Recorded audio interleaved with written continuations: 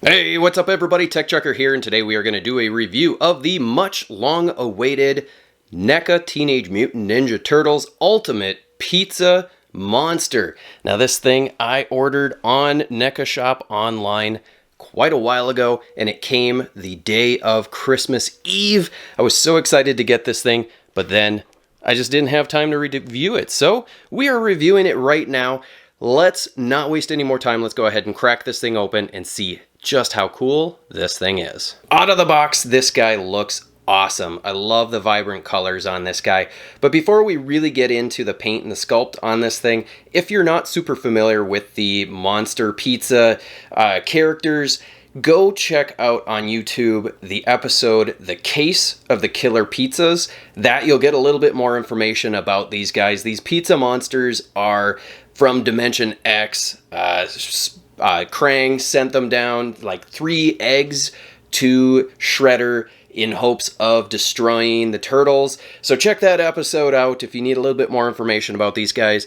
We're going to talk primarily about the figures themselves, what NECA did on these guys, and I think they did a great job with the paint, the sculpt work. Obviously, these things look a lot like a xenomorph from Alien, and so they should do really well with these. And I think they did. The paint color, I love this yellow. It's very vibrant. It's very cleanly done.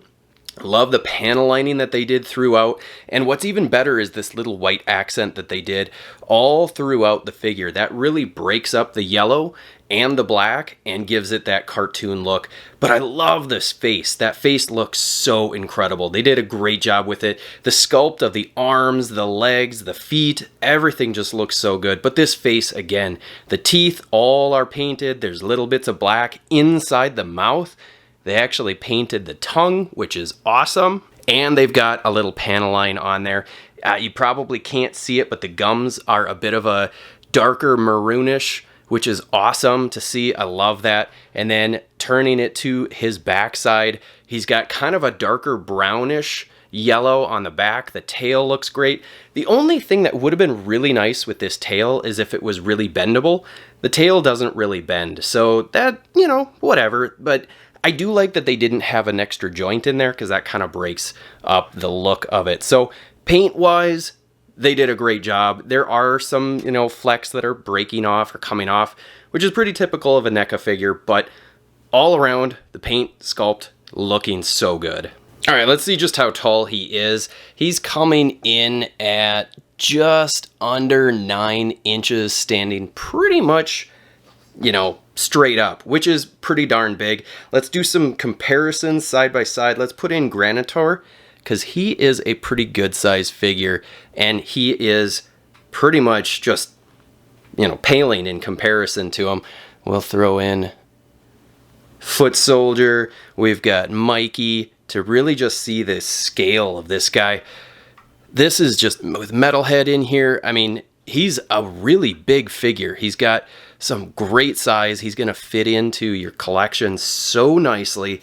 I'm actually pleasantly surprised if we put in Dirtbag, which, as a side note, correction, I was giving him Ground Chuck or calling him Ground Chuck instead of Dirtbag in my review of that set. Don't know what the heck was going on with me. But let's throw in a Marvel Legends. I still cannot find my Deadpool Marvel Legends, so Prowler is taking the place of him. And I have to say, for how big this guy is, just under 9 inches, that is pretty darn awesome. I'm really excited to have this guy in the collection. Let's check out this guy's articulation next. It's actually pretty darn good. His head is on a ball peg, and also the neck is on a ball peg, so there is quite a bit of range here. He can look up that far, which is awesome. He can look down, especially adding in the neck. He can look down a lot. He can get that chin pretty much all the way into his chest, which is spectacular. He can look side to side. There's no issues there. He's got tilt galore. Just look at that. And then add in the neck. I mean, there's nothing he can't do with that neck. In the shoulders, he's got ball joints. They can go up about that far. They can rotate, but this rotation with this peg is a little loose on this one, so just be aware of that. You may want to hit some of these joints, namely the elbows and the wrists, with a little bit of heat. Mine were just a little bit stuck, and a lot of these posts are actually ratcheted. There's the little knobs on there, same with the tail, that help hold it in place, which is nice. I wish that they would have done a better job with the shoulder. But in the elbows, they've got the pegs on both sides, and then there are double jointed elbows. Let's see if we can get this guy to wave, basically. He can bend that elbow all the way in half. This is pretty typical of their xenomorphs, so I'm glad that they kept that so that we have a really nice range of motion there. In the wrist, there's a ball hinge as well, and he's got really good range there, and those swivel. Again, hit it with heat, and you will be just fine. These hands are kind of soft, so the fingers will kind of ply a little bit, so you don't have to worry too much about breaking them. Down in the torso, he's got what I believe to be a double ball joint, and he can crunch forward that much. Not really that great. Just be careful. You don't want to force it and break him. And then he can go back about that far. So pretty limited. He can swivel there, and then he has some side-to-side crunch, which is actually pretty darn good. That I'm happy with. No waist swivel. That, maybe would have been nice, but because we have the torso, it's not that big of a deal. In the hips, he's got T-jointed ball joints, and these, I am going to guarantee, these are going to get loose. They already feel a little loose, so just be ready for that. He can kick forward a pretty good amount, which is awesome. He can kick back an okay amount, but it really starts pushing those legs out. So that, I don't know. I'm not a huge fan of that. In the knees, and he does have some swivel in those hips as well. In the knees, he's got double jointed knee joints, and they do swivel at the top of the knee, and he can bend his knees just about in half. This kind of gets in the way, so it doesn't go a lot, but that's okay. Down in the ankle, he has an ankle hinge, can get his foot back that far, and he can get his foot that far forward. And there is an ankle rocker. Might want to hit that with some heat as well. And then the tail is on a ball hinge and actually has a pretty good range of motion. And then lastly, his jaw is also hinged, so he can open his mouth up that far, which is awesome. You can see in there, that looks pretty darn good. There is like a little epiglottis or whatever that hangy ball thing is. That's kind of a cool touch. So this thing is articulated very, very well. And last but not least are the accessories. And I have to say the accessories are the biggest disappointment in this set. It's supposed to be an ultimate, and I get because he's just under 9 inches that they probably, went a little minimal on the accessories. But first thing, we come with what would be a youth or juvenile pizza monster.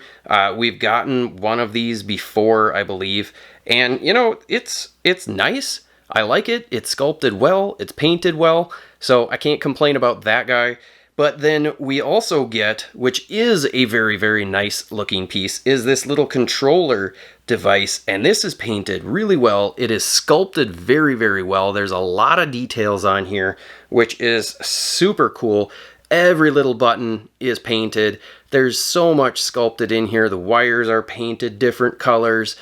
This is just a really spectacular looking piece. So while I'm complaining about accessories, I'm really complaining about the quantity, not the quality of those.